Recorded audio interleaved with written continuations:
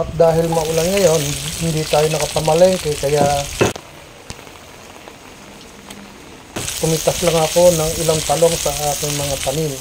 Ito, nagluluto na ako ngayon at ang niluluto ko nga, sabi ko nga kanina, ay simpleng adobong talong. Yan.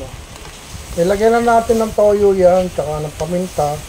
Yan, halo-haloin lang natin yan. Ganyan lang naman parang nag-adobo lang tayo ng manok.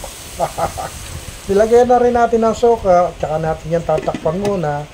At mamaya natin na haluin. Ayan. Haluin na natin yan para hindi naman masunog. At nilagyan natin ng pampasarap pa. At nilagyan na rin natin ng tubig para hindi naman siya matuyo.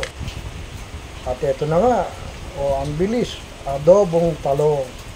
Simple, mura, nakakatipid ka, pero masarap. Thank you for watching.